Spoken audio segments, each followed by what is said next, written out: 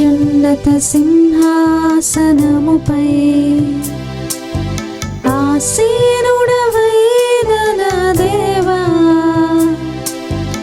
అత్యంత ప్రేమా స్వరూపివి నీవే, ఆరాధింతును నిన్నే. అత్యంత ప్రేమా స్వరూపివి నీవే, ఆరాధింతును నిన్నే. హల్లెలూయా, హల్లెలూయా,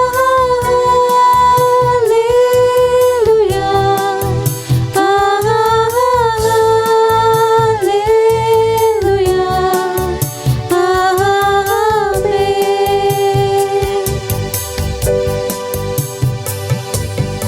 ఆశ్చర్యకరుడా స్తోత్రం, ఆలోచనకర్త స్తోత్రం, బలమైన దేవా నిత్యుడవగు తండ్రి, సమాధానాధిపతి స్తోత్రం. బలమైన దేవా నిత్యుడవగు తండ్రి, సమాధానాధిపతి స్తోత్రం. హల్లెలూయా,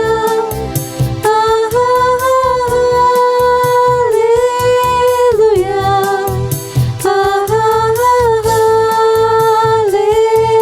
హల్లెలూయా,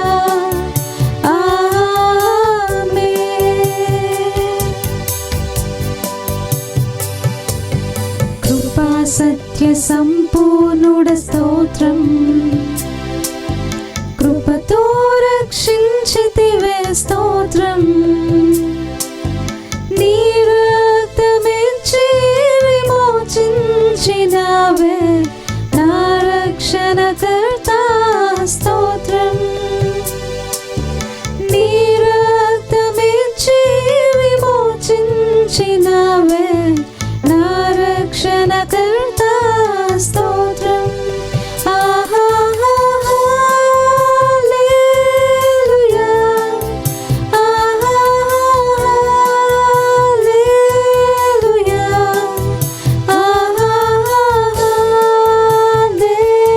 హల్లెలూయా, ఆమేన్. ఆమేనను వాడ స్తోత్రం, అల్ఫా ఒమేగా స్తోత్రం. అగ్ని జ్వాలల వంటి కన్నులు గలవాడా, అత్యున్నతుడా స్తోత్రం. అగ్ని జ్వాలల వంటి కన్నులు గలవాడా, అత్యున్నతుడా స్తోత్రం. హల్లెలూయా,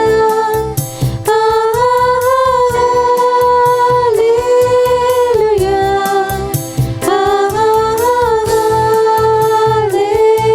హల్లెలూయా, ఆమేన్. ప్రియులారా, ప్రభు పేరట శుభాలు. ప్రార్థన చేసుకుందాం. మహోన్నతుడా, సర్వ సృష్టికర్త, జీవాధిపతి అయిన యేసయ్య, నీకే వందనాలు స్తోత్రాలు చెల్లిస్తూ ఉన్నా. ప్రభు, ఈ ప్రాతకాల ఆరాధనలో ఆరాధిస్తున్న ప్రతి కుటుంబమును ఆశీర్వదించి దీవించమని, ధ్యానిస్తున్న వాక్య భాగాలు నాయనా దీవునికరంగా ఉండునట్లు కృప చేయమని యేసు ప్రభు దివ్య నామమున వేడుకొనుచున్నాము తండ్రి, ఆమేన్. ప్రియులారా, అందరూ క్షేమంగా ఉన్నారా?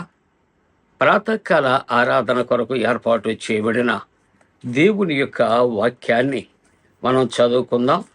పరిశుద్ధ గ్రంథాన్ని తెరిచి పేతురు రాసిన మొదటి పత్రిక 4వ అధ్యాయం 9వ వచనాన్ని కలిసి చదువుకుందాం. 9వ వచనము, సనుగు కొనకుండా ఒకరికి ఒకడు ఆతిథ్యము చేయుడి.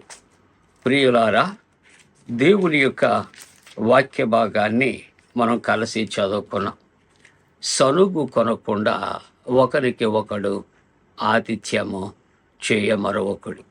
ఈ దినము మన వాక్య భాగము మరి ఆతిథ్యము ఇచ్చుట.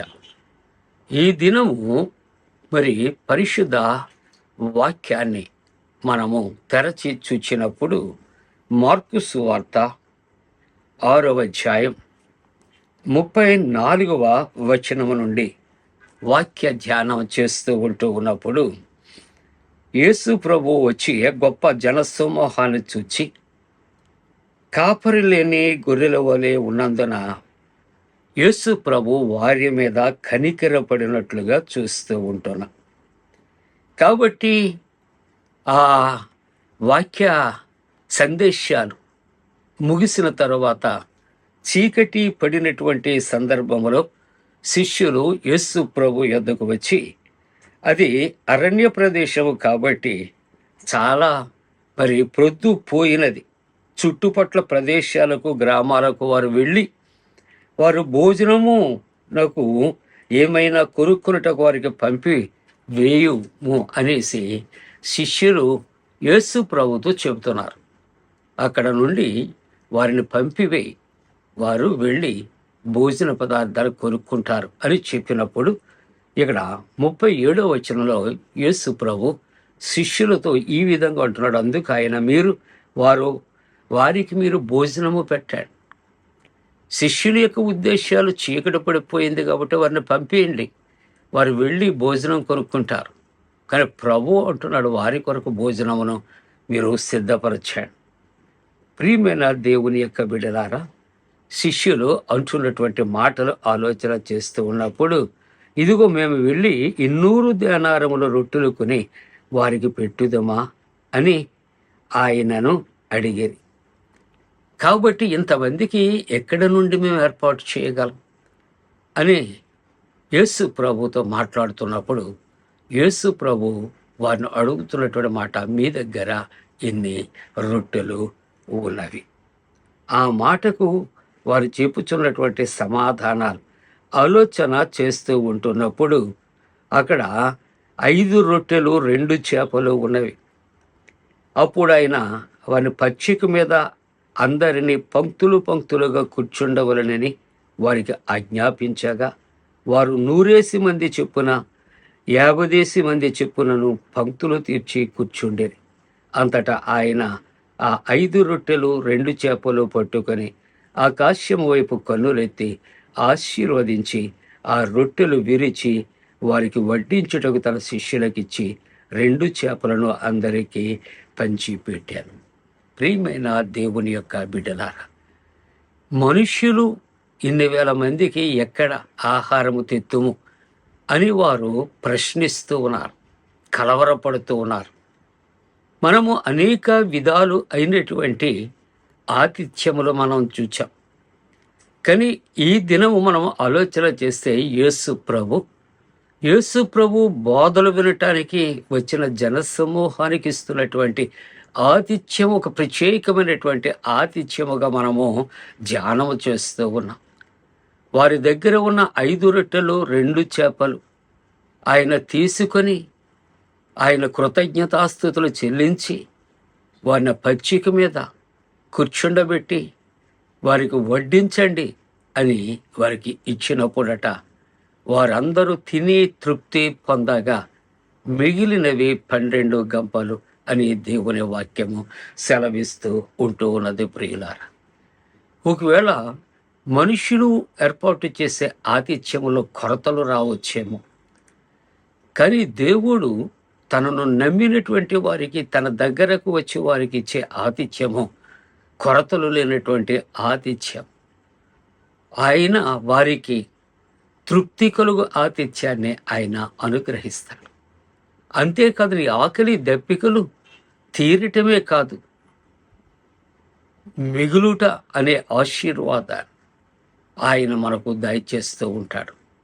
కాబట్టి ఈ యొక్క ప్రాతకాల ఆరాధనలో ఆలోచన చేస్తూ ఉన్నప్పుడు ప్రియమైన దేవుని యొక్క బిడ్డలారా, ప్రభు యొక్క ఆతిథ్యములో మనం గుర్తించదగిన ప్రాముఖ్యమైన విషయము, మన జీవితాల్లో ఆయన ఎప్పుడూ కూడా ఆశీర్వాదాలు వర్షింపచేస్తూ ఉంటాడు అనే మాటలు మనము జ్ఞాపకం చేసుకుంటున్నాం. కాబట్టి మనము ప్రభు దగ్గరికి వద్దాం, ప్రభు కృప కొరకు కనిపెడదాం, ప్రభు ఆశీర్వాదాలు పొందుకుందాం.